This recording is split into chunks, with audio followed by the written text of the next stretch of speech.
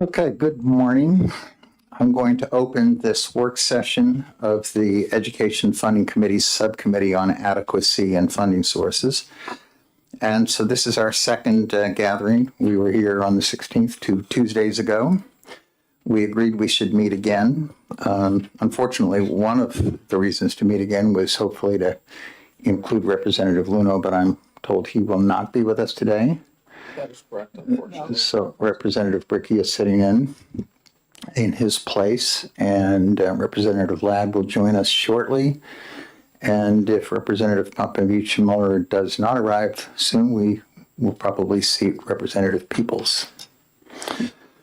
There are 4 bills that the committee retained and assigned to this subcommittee.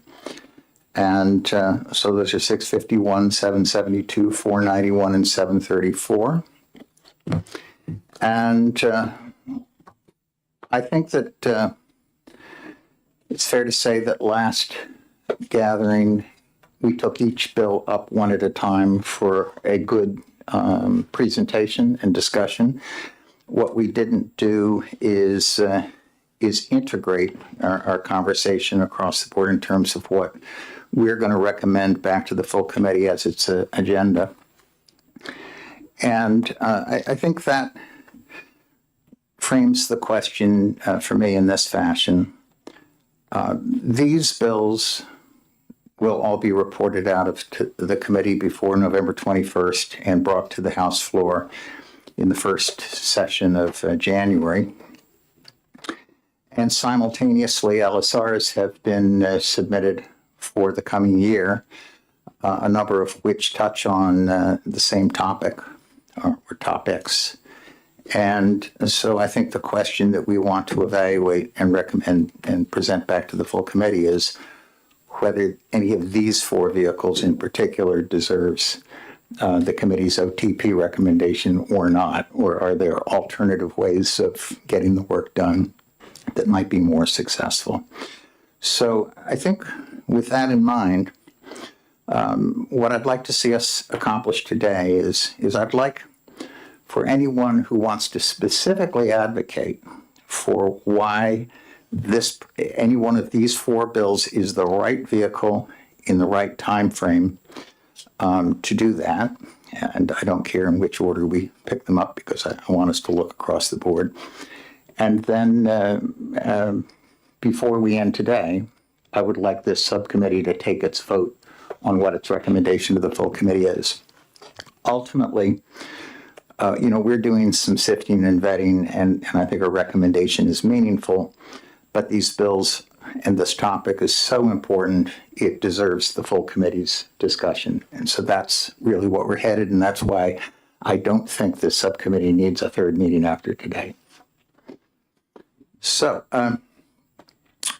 in the course of the discussion, and I don't know that we necessarily need to lead with this, I think it would be useful for any of us who is aware of an LSR that's on this topic. Granted, those are all, in a working stage. I would say there are very few that have even emerged from OLS in first draft. But I think it would be worthwhile. I submitted one, for example, for us all to explain what it is that we see coming into the committee's hands in January. Okay, so would anybody like to lead off? And Representative Ames.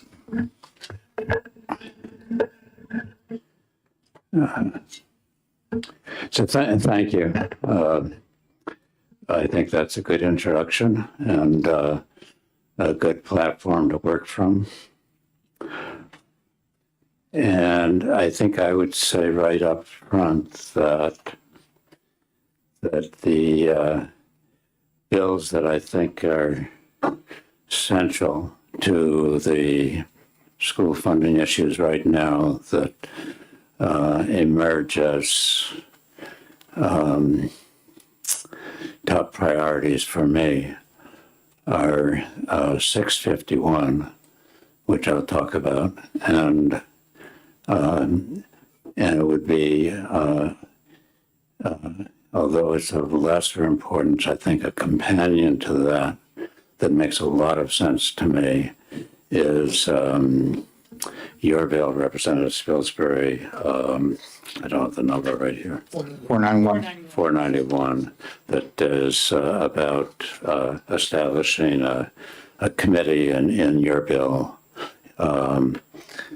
which could be a commission through adjustments later on, to look hard at the revenue issue and identify options. I'm paraphrasing, so that's that frame, that idea of digging deep and it's not a committee that would make a recommendation. This is what you should do. It's identifying options so that the legislature and its constituent parts would be able to make an informed judgment later on about a pathway, if the legislature chooses to take a pathway towards funding of the initiatives that I hope that would be passed by the legislature. So that's why I bring that in. And I think the main vehicle that I hope the legislature will advance early next year in response to this committee's work is 651. And I will say that that I have a LSR that's similar to 651. I'm not going to go into the details, but it's similar to 651 in the sense that it works off of what the Supreme Court and the Superior Court, working on different parts, have identified as core ingredients of a system that would become constitutional through these changes in this bill. So it builds on the pathway and set of principles and specifics that are contained in the Supreme Court. I think that's a sensible way to go and the right way to go. And what do I mean by that?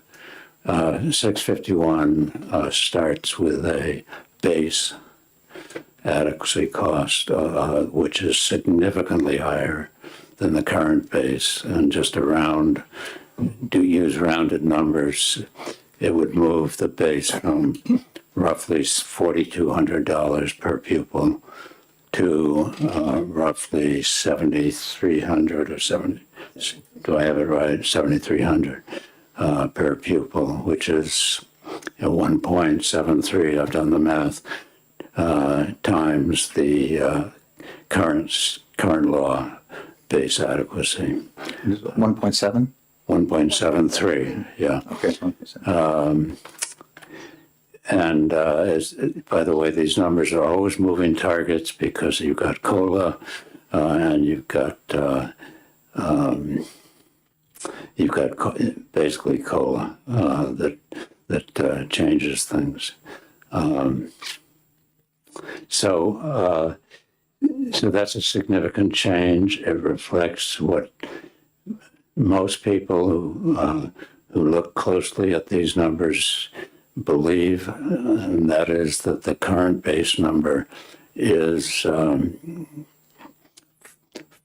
far removed from the reality that our school district face. It's just not a reasonable number, and it doesn't translate to a budget, a working budget that can provide the education that kids need. The shortcoming in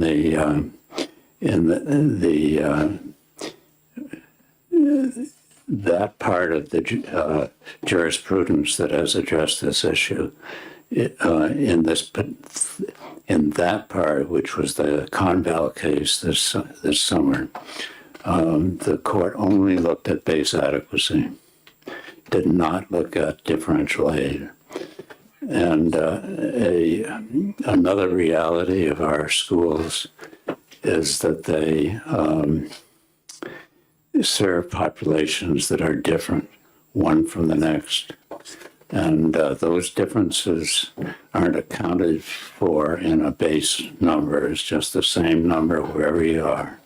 Manchester has, in many of its schools, more than 50% of children who are growing up in relative poverty. And other school districts just happen to have very high numbers of special education kids. And then there are kids who don't speak English as their natural first language and need help with that. And so what kids bring to school with them varies greatly from school to school. And a simple base number doesn't recognize that. The legislature has recognized that is true in its formulas throughout the years since the Claremont decision came out, and has had differential additions to the base number that reflect the reality that kids growing up in poverty generally bring less preparation and support to school with them when they come to school, and that needs to means more costs for those schools that are serving disproportionately kids who are disadvantaged in that sense. And so it goes across poverty and English language learners and special education. Special education is another example of where there is sort of indisputably if there's any dispute, there shouldn't be over the poverty issue.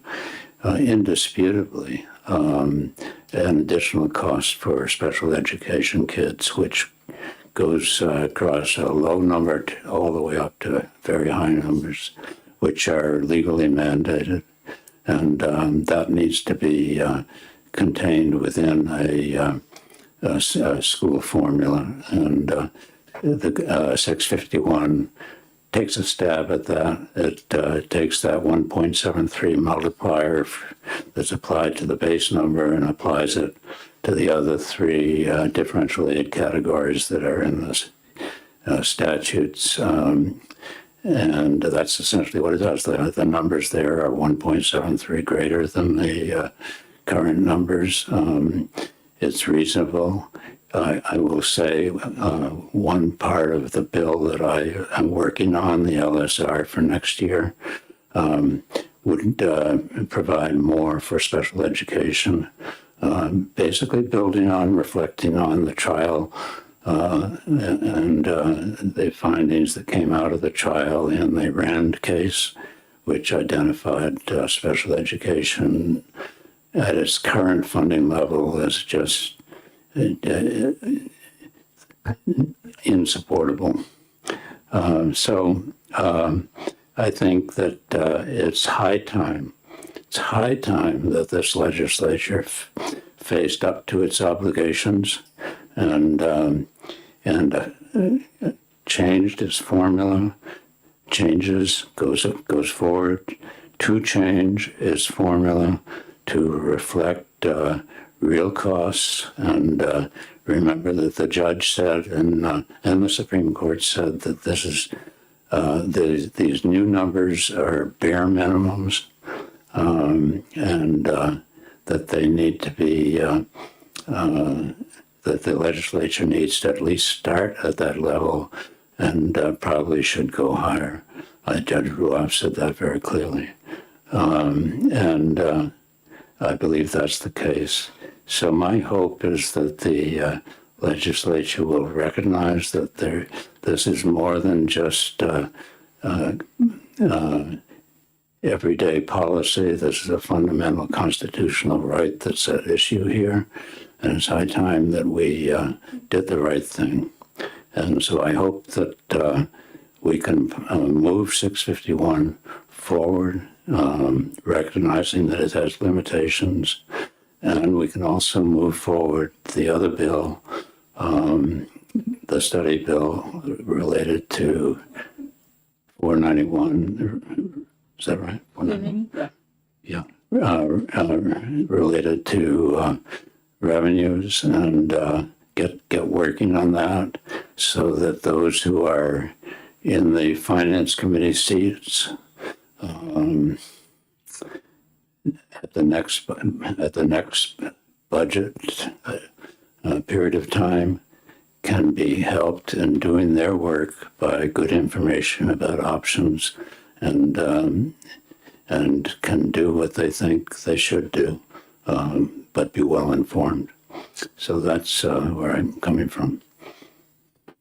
Thank you, Representative Ames. Before I look for other comments, just to clarify, does your LSR then include the multi-point adequacy formula and incorporate the court's figure for adequacy and make the same sort of multiplier adjustments for free and reduced, special ed, and early learning? Approximately, yeah. The COLA, again, I said I think that this is a moving target because cost of living changes. But it will cover that same. Yeah, similar to that, and special education is different. Yeah, I think that's right. I'm still working on it, so understand. Give me a little leeway here. Likewise. Understood. Okay, and yes, let me look to the subcommittee members first. Anybody else want to address what they think is the priority for the? Yes, Representative Damon. Excuse me. Thank you, Mr. Chair. And thank you, Representative Ames, for that thorough, thoughtful overview, which I completely concur with. And I would highlight a couple things. We have to be looking at real costs. We know that what the court said is the minimum base amount. It's not likely actually enough, but it's a vast improvement over what the state is currently doing. We know that our state constitution defines a fundamental constitutional right to an adequate education for every single student in the state, K to 12.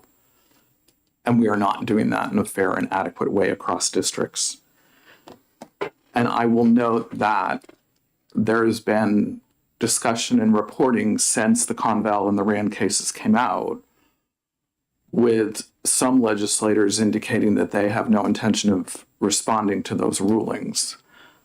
And I just want to put on record that I find that unconscionable. We have a 3-branch system of government, and we need to respect the judicial rulings, and we need to act on them.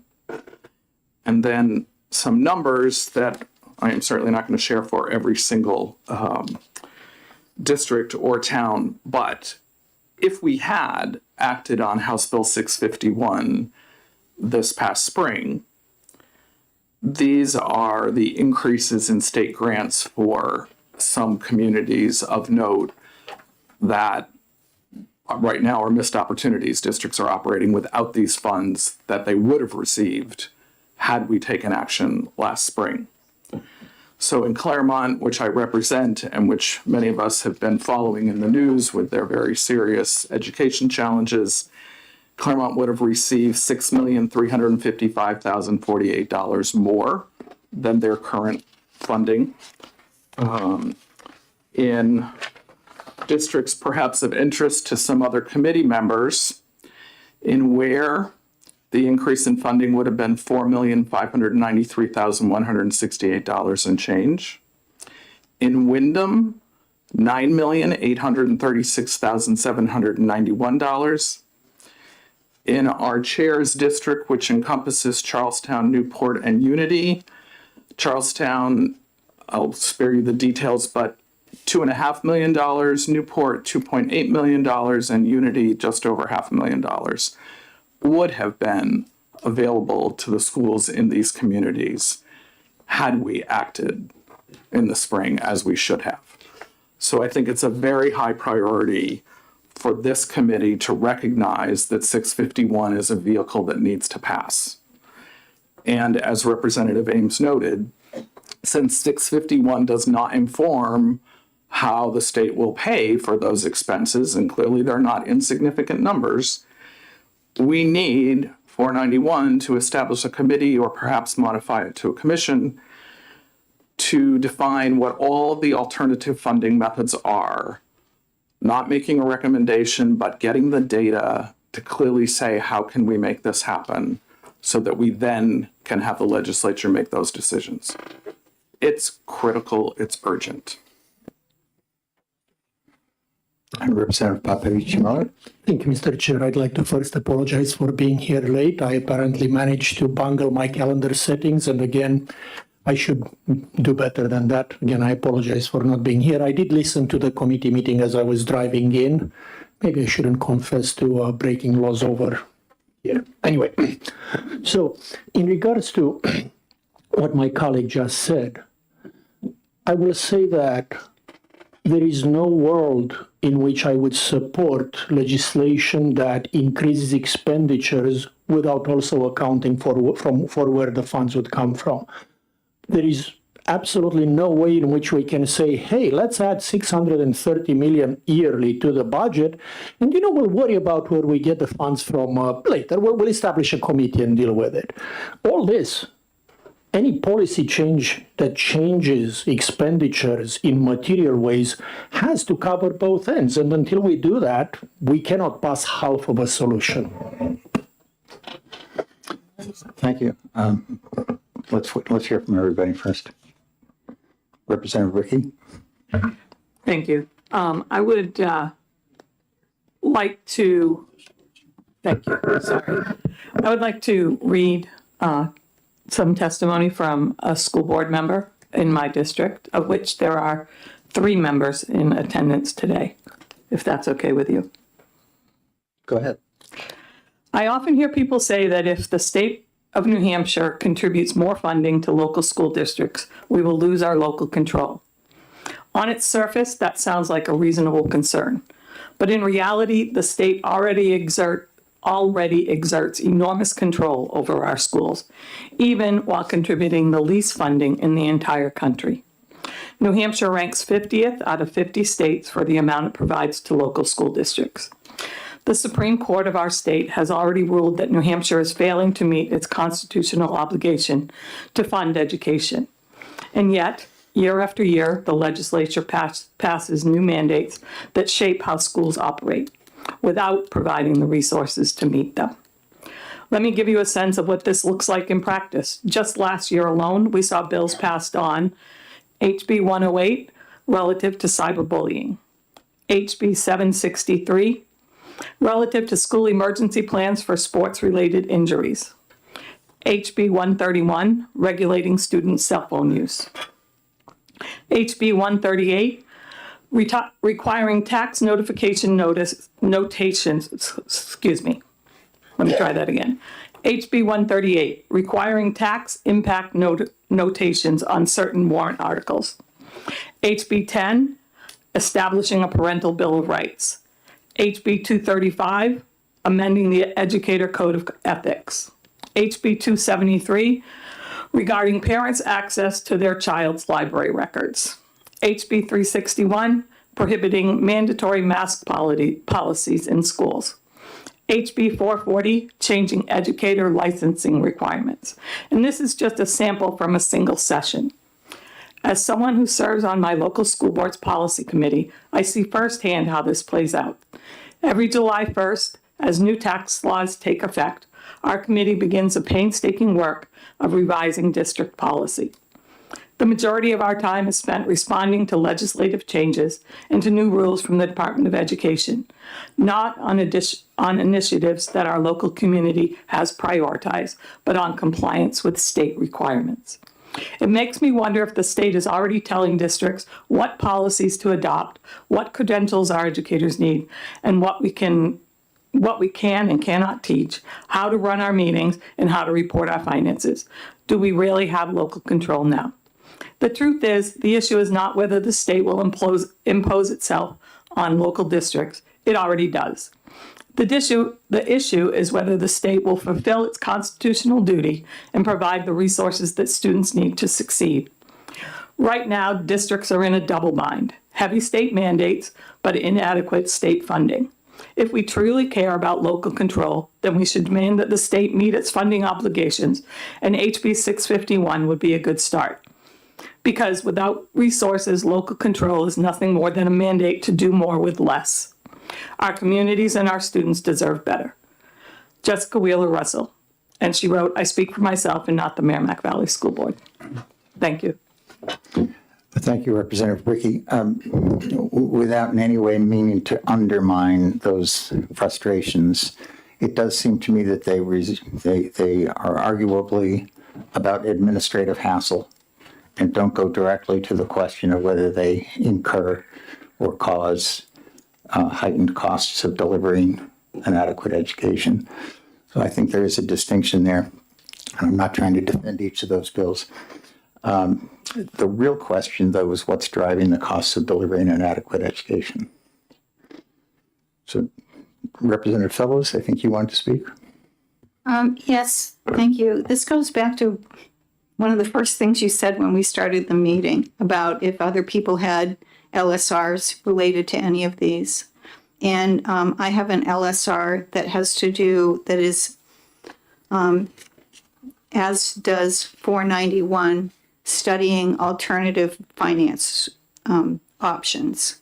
But there's a lot more detail in my bill.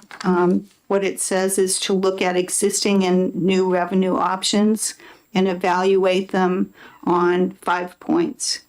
And those points are: how much money can it raise? What would be the administrative cost related to whatever this change or new revenue would have? What people or what groups, could be business, would this impact and how? The timeline for implementing any change and the cost of implementation of the change. And this is a committee. It's going to be supported by Revenue Administration, but they're also required to seek input from the BIA, the New Hampshire Fiscal Policy Institute, and other state agencies that might have relevant information. And then they will issue a report of their findings related to those 5 points for each option that gets suggested, but they will not recommend choosing one option over any other option. That would be the next stage of operation. And this committee is just laying the groundwork so people will have the information that they need to make a good recommendation and implementation of revenue to support education. Okay. I look forward to seeing it. Representative Popovich Miller. Thank you, Mr. Chair. Earlier, it was brought up that we have a clearly established constitutional right to the state having to pay for an adequate education. While I will always respect the decisions of the Supreme Court, allow me to briefly read the relevant portion of the New Hampshire Constitution, Article 83, which says, knowledge and learning generally diffused through a community being essential to the preservation of a free government and spreading the opportunities and advantages of education through the various parts of the country being highly conducive to promote this end. It shall be the duty of the legislatures and magistrates in all future periods of this government to cherish the interest of literature and the sciences and all seminaries and public schools, comma. That word cherish is probably the most expensive word in New Hampshire, in the New Hampshire Constitution, according to the Supreme Court. I do intend to follow the guidance of the Supreme Court, but to say that the word cherish clearly means that is more than I'm comfortable saying. And also there is always a question of the boundaries between the legislative and the executive and the judicial system powers, which seems to be very thoroughly stretched when certain magistrates try to tell us the exact amount to the cent we have to spend for something. If you actually look at how the powers work, there are significant questions of whether that type of verdict is within constitutional bounds, and I'm sure that we will spend a lot of time trying to figure out all those gray areas and navigate this correctly, because at the end of the day, we're all trying to do the right thing, but we do have to pay attention to the balanced system of government that we live in. Okay, thank you. Further comments? Yes, Representative Damon. Thank you. So it is very interesting to me to hear my colleague from Wyndham strongly state that he can't support a bill to require adequate education funding without knowing where that funding comes from. I think that's an understandable point of view in terms of general logic. Like, you have to have enough money to accomplish whatever you're going to spend. But if we don't address 651 positively, we are continuing the decades of not fairly and adequately state funding of public education. So we need to make the statement in response to the legitimate court ruling that we will adequately fund education, and then we will figure out how to do that. And to that end of how to do that, and I have not read Representative Fellows' LSR, so making this statement based on her reporting a few minutes ago. But I'm wondering if it would be productive to amend HB 491, because it sounds like that LSR has a more detailed, more comprehensive approach to how we figure out funding. And if we were to amend 491 to use language similar to what you've outlined, we would not be waiting again to be actively working on this. We could be taking action now so that that study could begin sooner, versus if we wait for that LSR to be worked through our sometimes slow, because it shouldn't be easy to make law, but our process is slow. And so if we don't take action in the fall, it'll be another year before anything is done. So Representative Spilsbury, I know you're the prime sponsor of 491 and would want your input on that. And then if I may, I have just one last point for now.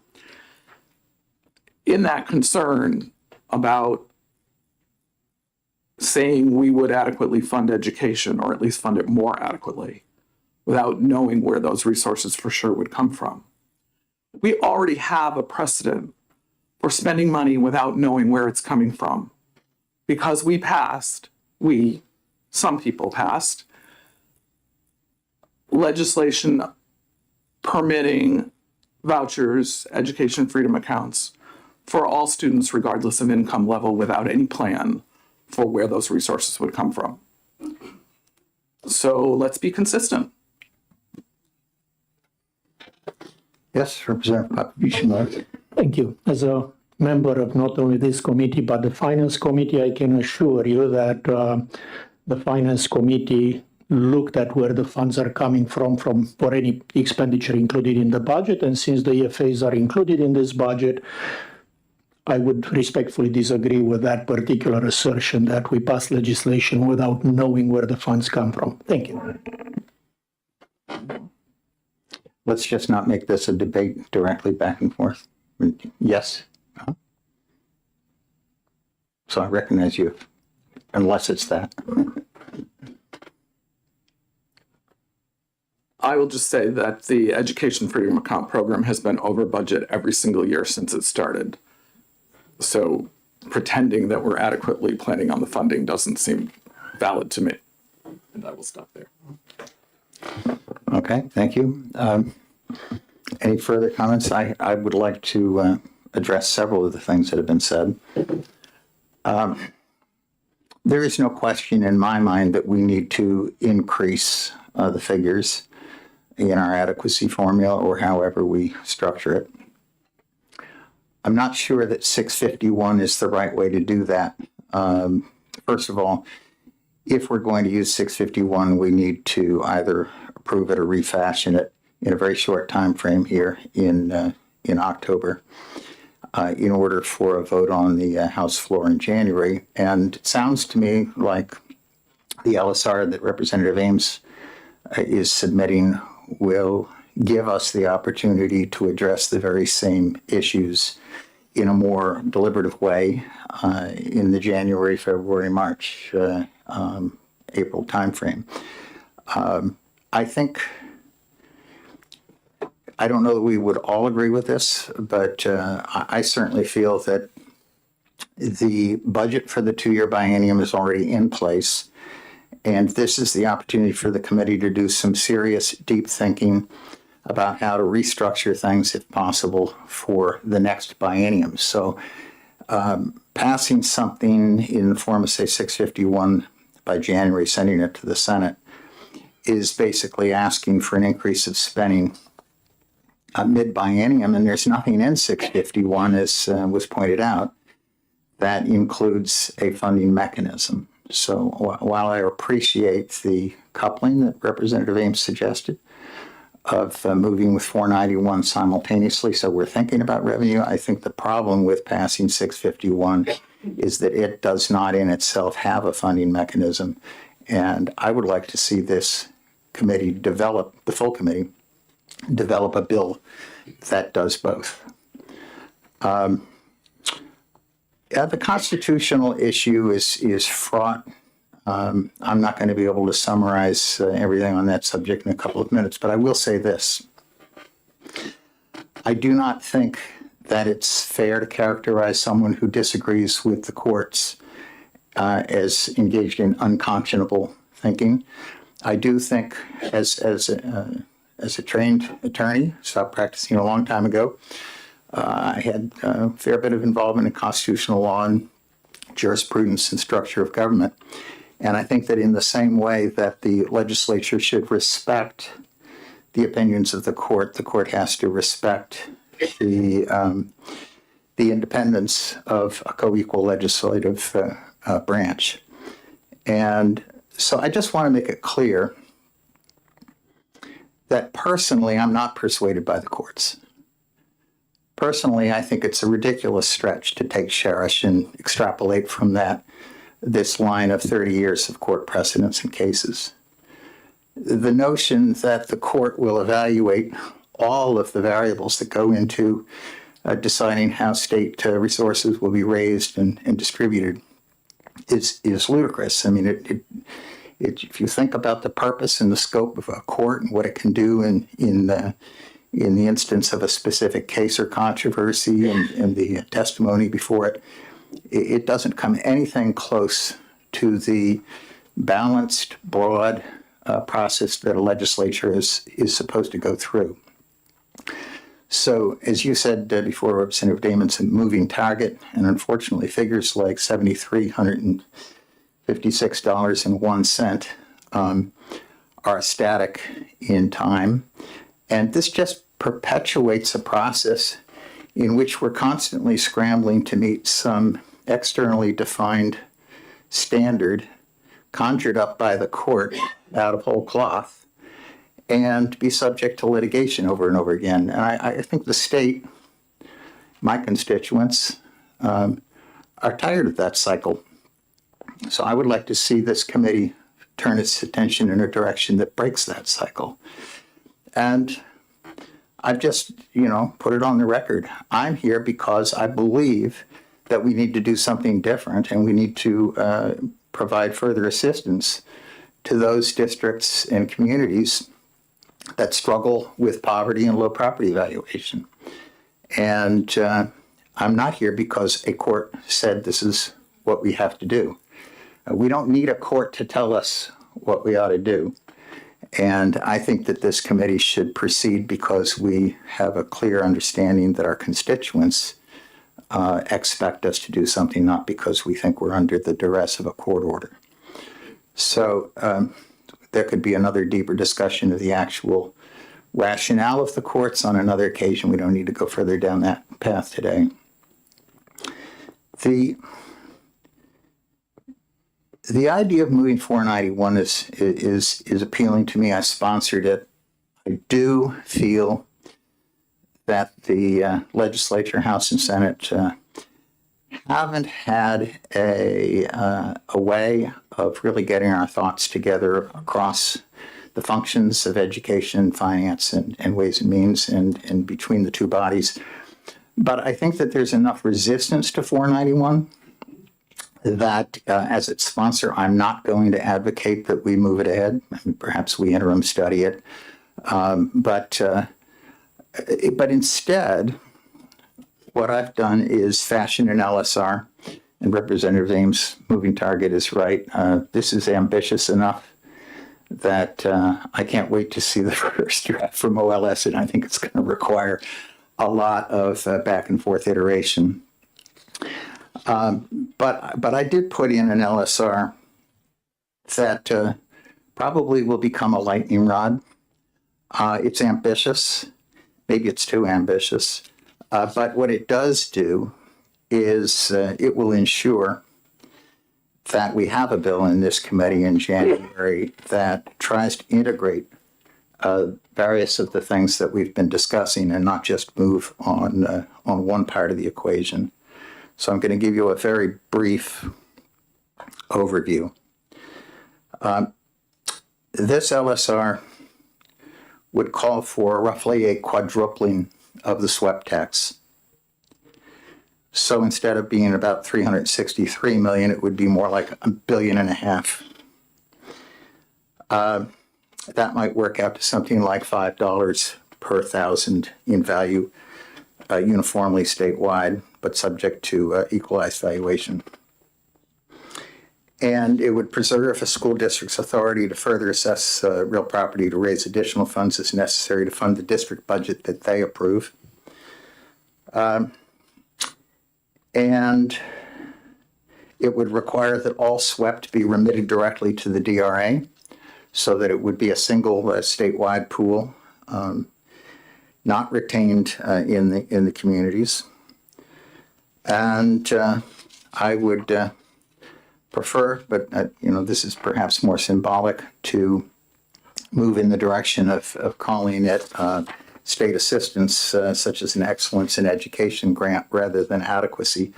I think the whole notion that we keep trying to define what's the bare minimum is really destructive, and I'd like to get away from that.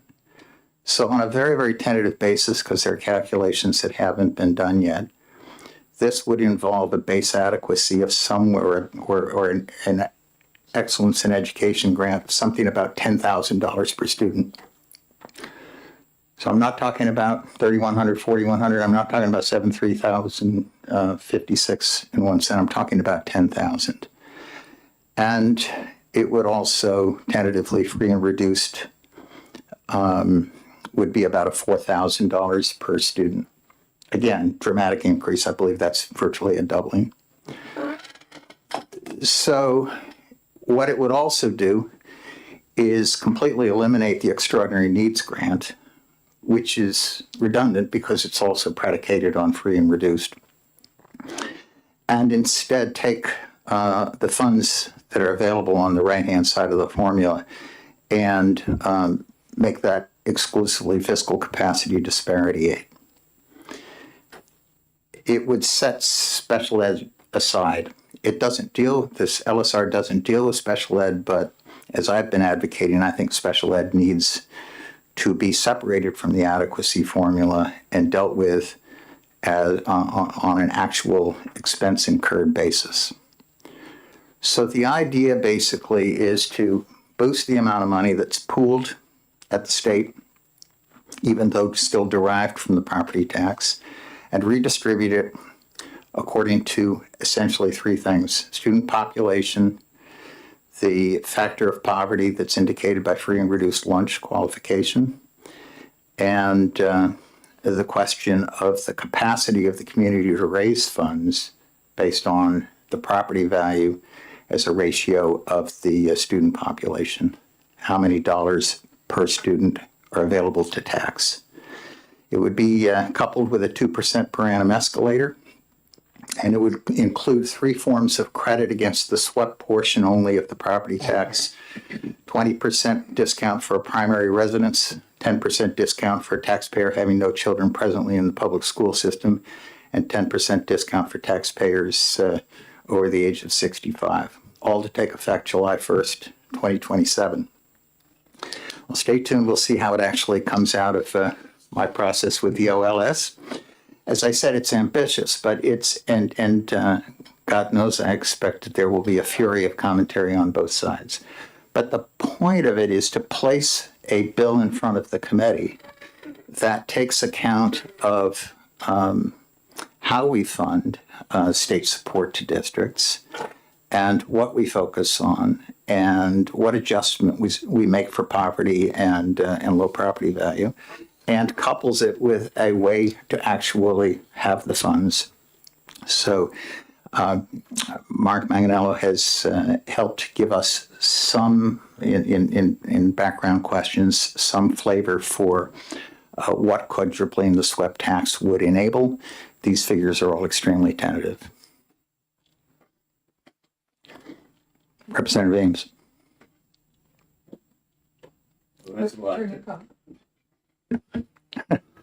Thank you. Well, that's a lot to digest. Very serious stuff, and I deeply appreciate your diving into it. And the one word that I heard that I didn't like was ludicrous. And you referred to the reasoning of the Supreme Court with, I think, using that word. And on that score, I'd just point out that this all goes back into the 1990s. It all started there. It actually didn't start in this state. It started, well, across the country. There was a lot of litigation starting probably in the 70s. But Massachusetts had its turn and had its school funding suit case, and they've got a constitution very similar to ours. I think the word cherish is there. And they did a great deal of research into the history of the meaning of that particular word and the context in which it was used. The author of, as I understand it, the author of that part of their constitution and the author of the similar part of the constitution in New Hampshire was the same, John Adams. And I think it was a thoughtful effort to bring history and commitment and values into the picture and make judgments about all of that, which is what we hope our best Supreme Court justices will do whenever they're hit by a hard issue. So that's just an aside, really, because the focus here should be on substance, and I appreciate your effort, and I look forward to actually, if possible, working with you on those elements. I'm glad to share what I have so far. I think on the swept proposal, that in effect if I understand it correctly, you would be bypassing the need for a commission, because you're making a choice, and that is the new swept tax level would be, which basically equalized a property tax across the state, would be in the close to $5 $5 per thousand. So with that choice, then the other sources of revenue become less, is not so important to identify those. And I think for those who are listening to this, it's important to understand that if the state were to go to that level SWIFT funding that more than likely, inevitably, many local property tax, local school tax rates would go down, just because it's a swap in many communities. And a swap is not quite the right word because they never exactly match. So I think that's very interesting. And it actually is similar to what is in the HB 772, which we haven't talked about here, but it's a very similar concept. So it all makes sense to me, and we don't need to argue about particular judges or particular courts being good or bad. We need to go straight at the merits. I myself am, and I think I said this early on in one of our earlier meetings, that I think our job is to deeply respect what a court does, particularly on an issue as important as this, knowing that we too have a constitutional role and need to be responsible to our separate role in the constitutional process, but it all adds up, and we need to respect one another and build off of the skills that each of us bring to skills and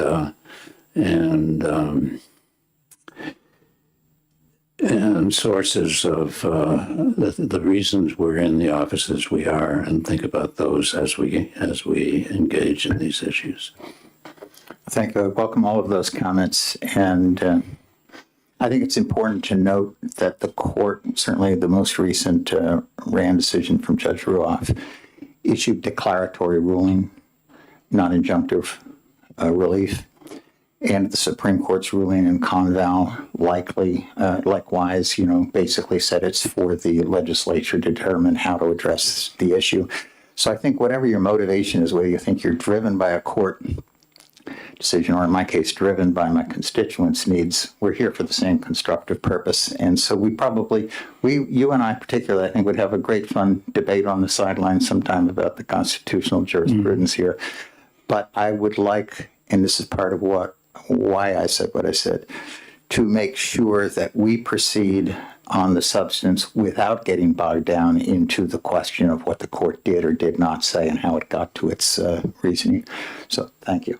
Representative Papavici-Miller. Thank you, Mr. Chair. And I want to thank you for talking about your LSR, because obviously not having read the text, because it's not even finalized, I cannot tell you whether I'll support it or not. I can tell you I heard things I liked and things that made me raise my eyebrows a little, and that's the nature, by the way, of all complicated topics. And my God, isn't education funding one of the most complicated topics ever?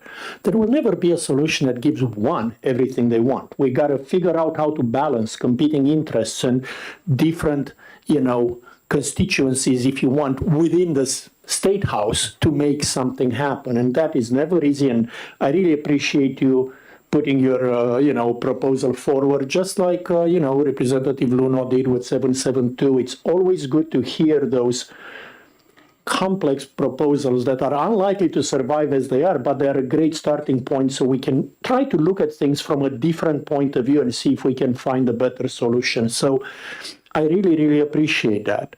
And I appreciate also the discussion on the checks and balances, because at the end of the day, we have multiple branches of government that do need to be respectful of each other. And I know that we try very hard to be respectful of everybody else. And it's nice when they, do the same in return, right? So I'm sure that we will continue working on it, and I hope that it will result in a better system. Because right now, there is not, one bill here that I would say, oh my God, this is the answer. I think it's an ongoing work process. And as much as people dislike the legislature being slow, please understand that the legislature is slow by design, constitutionally, because it gives us time to hear a lot of points of view, to go through this in detail, to review some data later and see whether it works out, because the ability to move really quickly leads to making mistakes really quickly. Those are amazingly complicated things. So as much as we strive to have a quick answer because there is a clear need to do better, we also have a responsibility to get it right, and we have to balance those. Thank you. Thank you. I think we're going to have a pretty sporting good time come January with the bills that I've heard so far. I think if you take, and there may be others, but if you take in combination the LSR that Representative Ames described on the adequacy formula, the LSR that Representative Fellows described on having a more fleshed out study commission, which I like the way you described it. Bear in mind, at our last meeting, if I was going to move 491 ahead or ask the committee to do that, I was certainly willing to embrace the modifications that Representative Ames described. But now then you throw on my LSR, which was very much motivated by my good friend, Representative Irf, made the comment at the last meeting that, we don't need a special committee or a study commission. We've got the horsepower, we've got the ability amongst us in the broader 400 to put something together. Anybody can file a bill that puts the issue in front of the committee. So the point is that this bill, however it ends out, will put both the spending and the revenue side together in front of the committee. So I would like to suggest, therefore, that we not move OTP on 491, my bill, but instead let the committee tackle this work and feel challenged to take as broad, encompassing a view as it can do. As far as the other bills that are in front of us, I think I don't necessarily want to put the black mark of death on any of them, so ITL doesn't really sound right. But if we recommend interim study, then they all remain before the committee. They're part of the thinking. And Representative Ames, you were astutely correct that, as I said about 772, there are elements of it I like a lot. And so the notion of something in the order of a $5 base foundational contribution that came out of the 2020 study in that bill is very much embedded in my LSR. And yet there's an awful lot about that bill that I stumble over in the very complicated set of weights. But all those elements that are in that bill, some other provisions, some of the more obscure provisions you pointed out in the last session, should remain part of the committee's discussion. So I think, I frankly am not sure we need 651 to be held in interim study, but I think that 734 for its a tax relief program, and 772 for the broad embracing complex foundational opportunity grant concept certainly could be interim study, in my opinion. Yes, just to get right at it, as far as I'm concerned, just speaking for myself, that I think interim study for the it's actually my prime sponsor bill on the property tax. It's why can't I keep track of these numbers? 734. That would be fine as far as I'm concerned to put it in interim study. It's been interim studied several times already. So Well, I'm sort of used to it. And I certainly think there's the potential of elements from your bill being incorporated to whatever final vehicle the committee decides. Absolutely, and I thank you for that. I exactly. And then as far as the study goes, I think keeping that as a I don't know whether you mentioned that, but if we don't affirmatively go for that, then I think interim study is the good backup for that. 491, And the 772 is a large bill and complex bill, and I think we all agree that we're not pushing that bill right now. And at the same time, there's too much in it that one or another of us thinks is really good to mark it as ITL, and carrying it forward as interim study is, as far as I'm concerned, is just a good resolution for that. Thank you. Representative Damon. Thank you. I have a question for you, Mr. Chair. You mentioned when you were outlining your LSR, I'm paraphrasing, so forgive, basically setting aside special education funding to be addressed independent of the LSR you were describing. Do you have an LSR in regards to special ed? No, but we do have a special ed subcommittee, of course, and you and I are both part of it. So I expect that conversation to, carry on with something constructive as well. The answer is no, I didn't present an LSR, but I expect we will have some sort of a vehicle to deal with special ed and the question of the catastrophic aid as well. Yes, Representative Flatt. Thank you very much, Mr. Chair. In regards to the special education, yes, there is an LSR that's been submitted to address what we used to call catastrophic aid. Now, when we look at this is probably a topic which is needing a thorough discussion, as we spend annually on special education $977 million, close to $1 billion. 1 out of every $4 we spend in education is spent on special education. There are a lot of issues which we have to look at. If you look at the 13 IEP categories, 2 of them are really changing in the last 15 to 20 years. Autism has significantly increased, and there's a lot of issues out there in the medical industry regarding this. We've jumped a large number of students from in the hundreds to over 3,070, as I believe, that we have right now that are labeled with an autism type handicap. The other area which has doubled is other health impaired. It's doubled since we were back in the 2010 era. So there's some significant changes going on. There are societal changes that could be in terms of how we administer the program, how we account for the program, but we need to look into the costing of special education.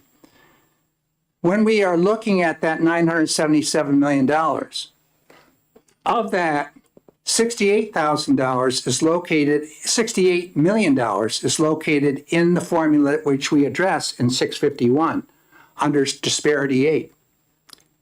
And within disparity aid, the differentiated aid, it's not targeted to special education. It can be used for fixing a roof in a school. It can be used for any appropriation that the school board so desires to use that differentiated aid for. My concerns are if we have $68 million allocated within the differentiated aid, that's one of the 3 categories which we consider adequacy, that we have it directed more towards the target, those students which need a little bit more to receive the opportunity for an adequate education. Yet, constitutionally, we can't target it specifically and say, this is what we want it used for, and this is the accountability which we're going to ask for.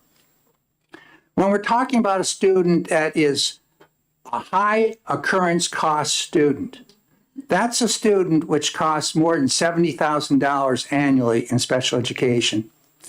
The first $70,000 per pupil is spent entirely by the local school district. That is really a burden for all local school districts at this point in time. Then going from that first 70,000, the 3.5x, 3.5 times the pupil cost for the average cost, and rounded off to $20,000, 20, 20, 20 plus 10 makes $70,000. When you get up to 10 times, or from the 3.5x up to 10 times, the state kicks in 80%, and this local school district has to pay 20%. And above 10 times the per pupil cost, the state pays it all. The state last year appropriated $34 million for special education high-cost students. The actual costs, though, were another 16 point something million dollars on top of that, over $50 million. That cost was not provided through our fund, which we have set aside for special education aid. We didn't have enough money there. We had the 34 million. So it was prorated to the point where schools received 68% of what they were expecting to receive. We did change the legislation in now law where they can get no less than 80% proration.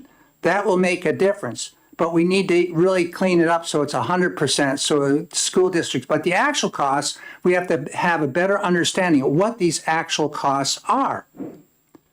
When we work with the Department of Education and ask, okay, how many kids are close to that 70,000 mark? The data is not available. In other words, we have approximately 32,000 students, 32,000 that have IEPs in the state. 840 of them qualify for high-cost expenses, the high occurrence cost. That's the special education, what we call catastrophic aid.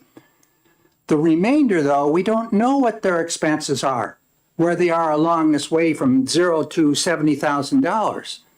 If we back it off from 3.5 times X to maybe to 2.5, how many are we going to pick up? That data is not available. How many districts are applying for Medicaid support for those which have medical issues?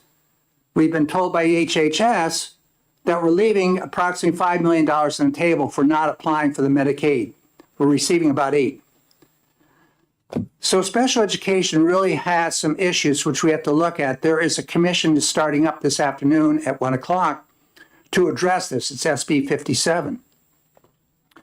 I have an LSR in there, which is it's really based upon what we've seen and talked to the director of special education down in Arkansas.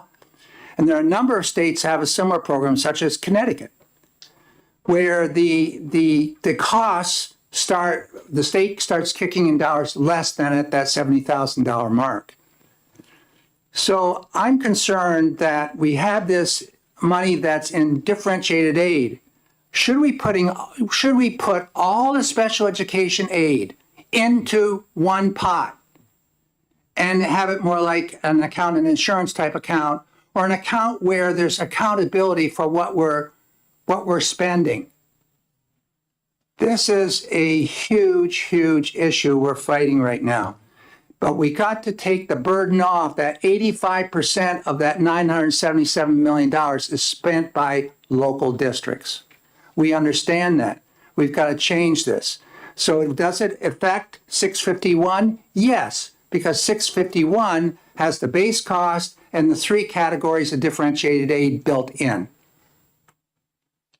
Now, getting to 651, if I may take a second, there's really 2 areas of law in this bill.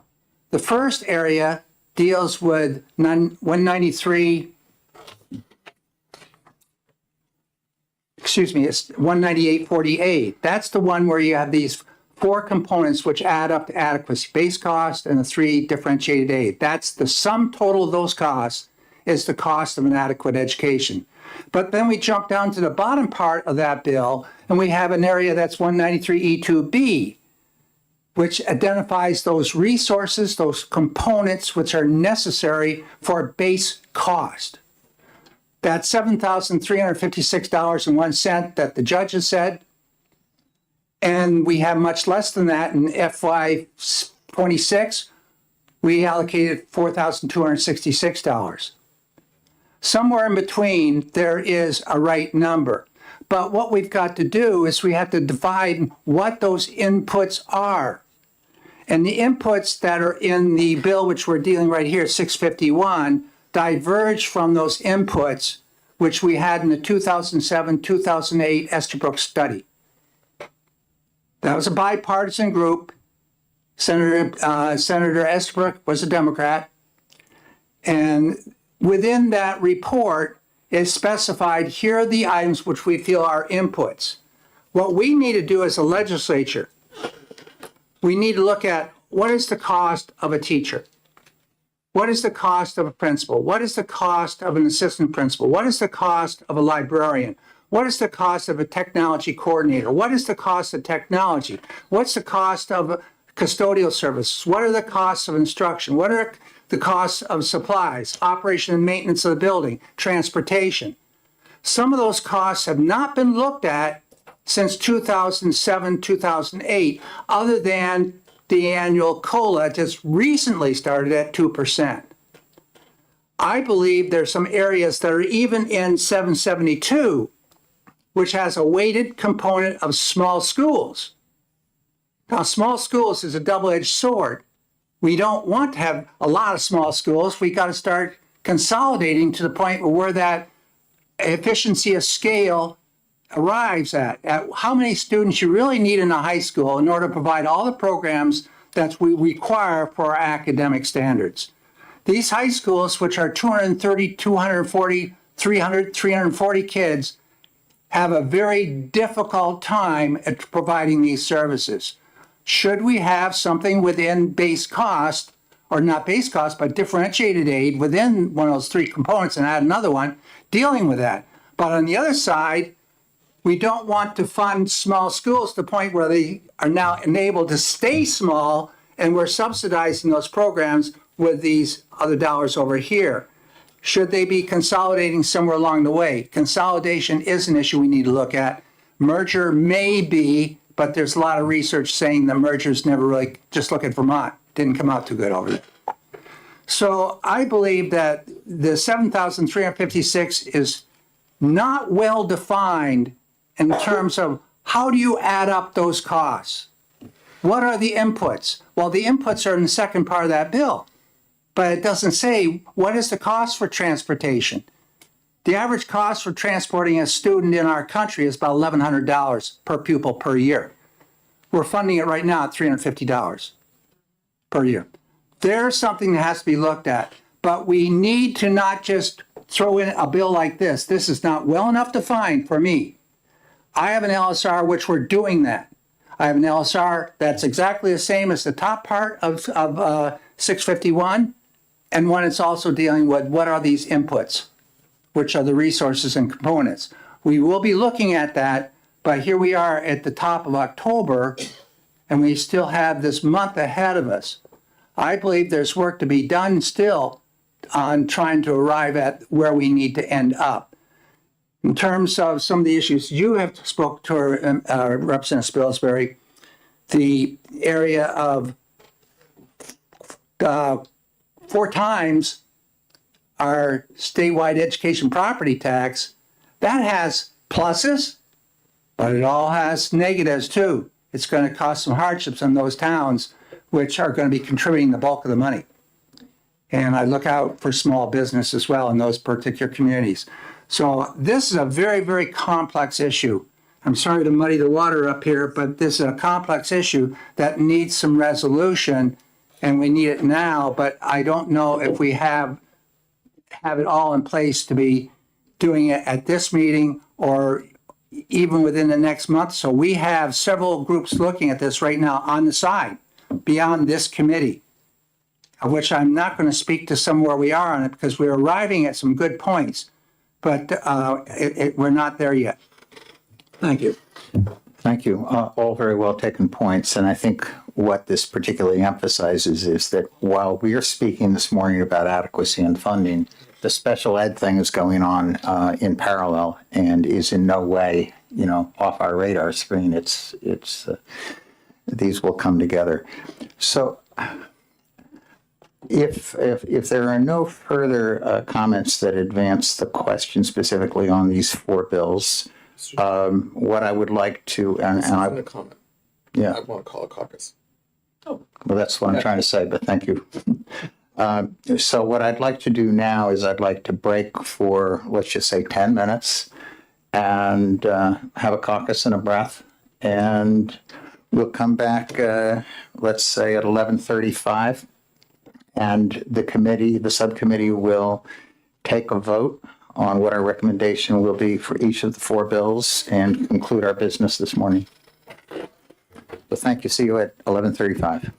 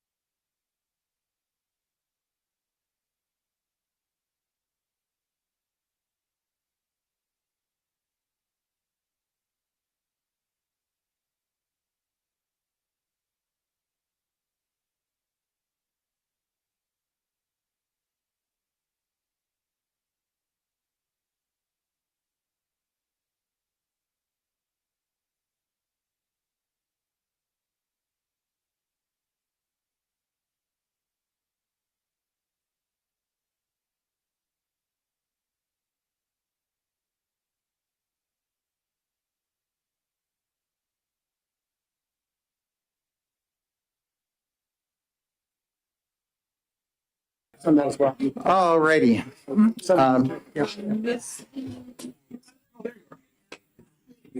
Okay, the subcommittee is being called back from recess.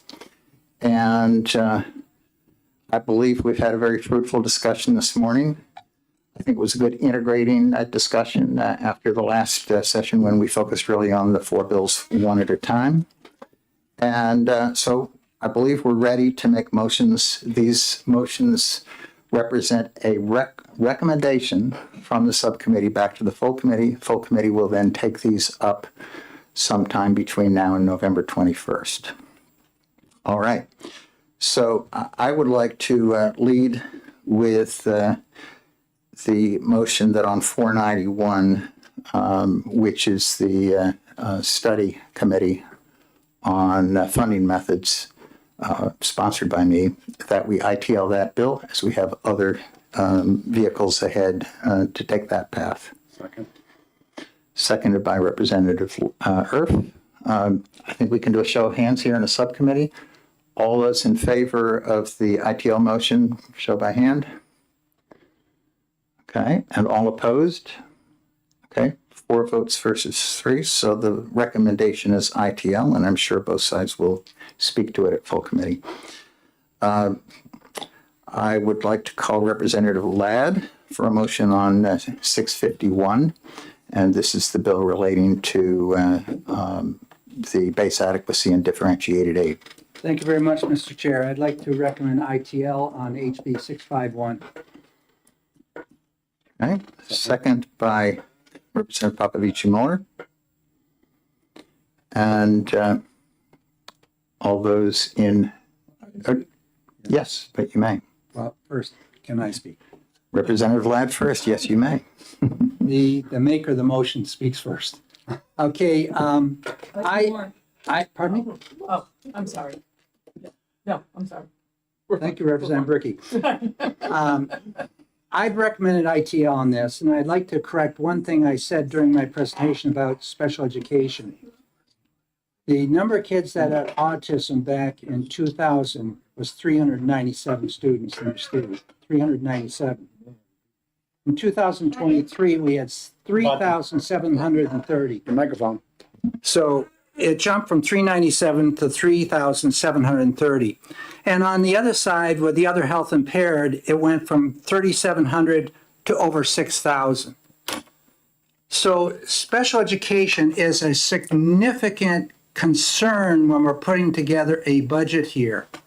And this bill, 651, deals with differentiated aid, which has $68 million in it, which is not targeted dollars. And we have an increasing student population in terms of special education. In fact, just as many students as we had back in 2010 or 2008, when we had about 32,000 kids in it. We have about the same number right now. And yet the population back then was to over 210,000 students, K through 12, and now we have 155,000 kids, K through 12. Significant spike in this area. And this is what's really hurting the local school districts with that $977 million, of which, to offset that to a degree, the federal government, with all their wisdom, when they said they're going to sponsor at a level of 40%, they contribute $51 million. Then the 68,000 in differentiated aid, and then in the special education aid, budgeted last year was $34 million, and we found out it was $16 million more. This area needs a lot of work.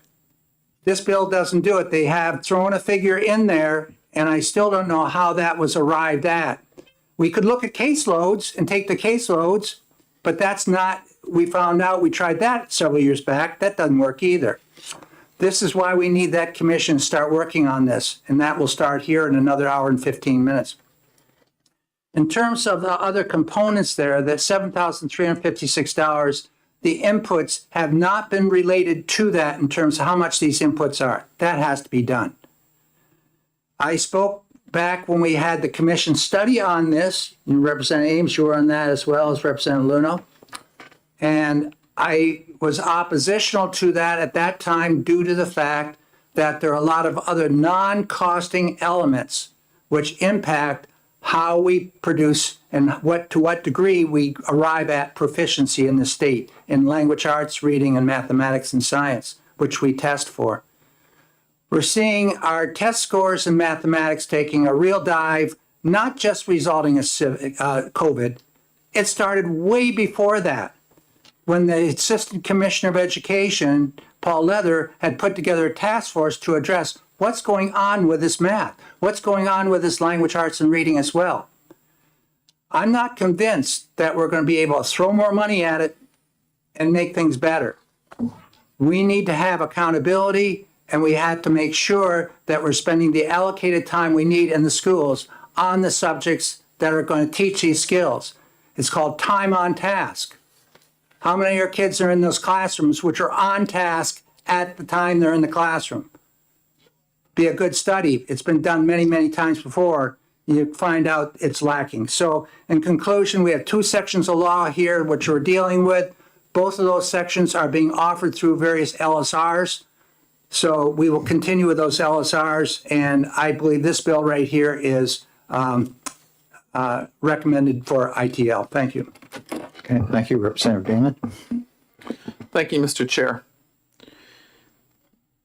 I am opposed to the ITL on this bill.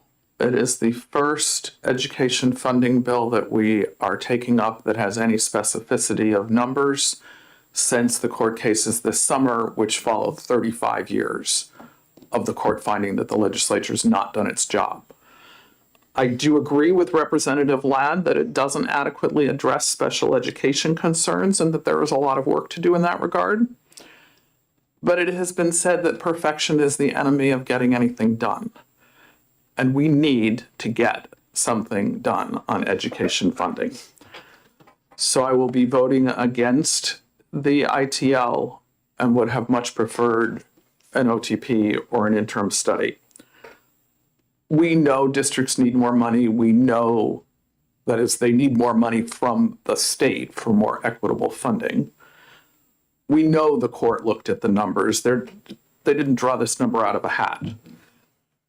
And they clearly said that it is a minimum starting point, a base amount, that it's not perfect. So I find it extremely disappointing to be going in the direction of an ITL. Representative Ames. Yeah, I concur with what has just been said by Representative Damon, and strongly oppose this ITL motion, and would have preferred to hear an OTP or second best by a long shot, and lagging way behind would be interim study. But to ITL this at a time where we know that there are many, many school districts out there that are struggling to carry forward with their mission of providing good education to all their kids, to insist on perfection, and we haven't done this and we haven't done that. We need to take time to figure out the special education quandaries.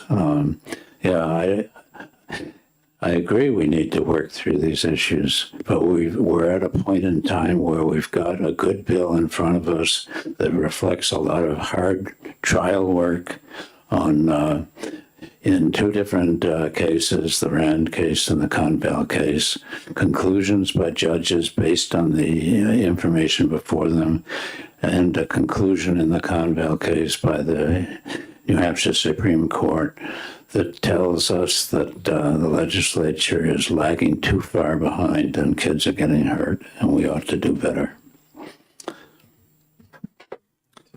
Representative Papadicci-Miller.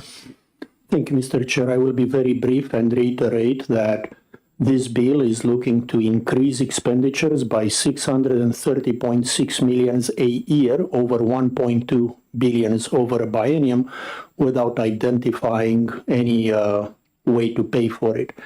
And seriously, we're not talking about asking for perfection. We are asking about, basic elements of a spending bill, which is to identify where the funds should be coming from. And this is why I will be supporting the ITL. And very bluntly, an interim study, there is not a lot in this bill that is not already gonna be on our desks starting January. I mean, this is exactly what we are talking about all the time. Frankly, what's the point? We know that we are going to have bills with exactly this topic and similar language that we are going to be working on. We may as well clean this one up and get ready for next year when we're doing the work. Thank you. Representative Bricky? Thank you. I agree with my colleagues here on both sides of me that I am disappointed that we are going to go with ITL. Although I wanted to speak to where the numbers came from. Representative Luno, when and I'm standing in for him, so I feel when he told us that, and Representative Ames in the beginning of the testimony this morning said that this 7356.01 is 1.73 times what the base cost is now. When Representative Luno presented this bill to us, he told us that they also the court did not say that, did not address those differentiated aid. And so Representative Luno multiplied what is existing now by 1.73. So the 4126 for the free and reduced comes from multiplying 2,300 times 1.73. So that's where those numbers came from. I am disappointed. I want to make sure that people know that I am here to represent my constituents, not to represent a court decision. But the court has said, and this is our chance to respect that court decision. I'm disappointed that it may not come to OTP. Thank you. Yes, Representative Fellows? I'd just like to point out that 35 years ago, when the first ruling came down on the Claremont case, the response of the legislature was to set a base cost that was higher than $4,100, which is what we have, I think it was last year. And it's just really sort of astonishing that 35 years have gone by and we have not even come close to responding what the Supreme Court told us that we should do 35 years ago. Okay, thank you for the comments.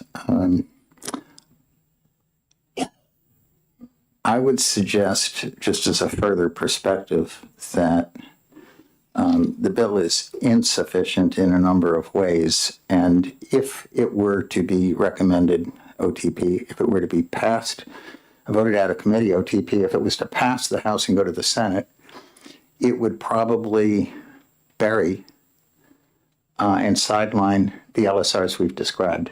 And that would be very unfortunate, in my opinion, because I think we have an opportunity for a more fundamental review. So with that, I'm going to call vote by hand. Those in favor of ITL?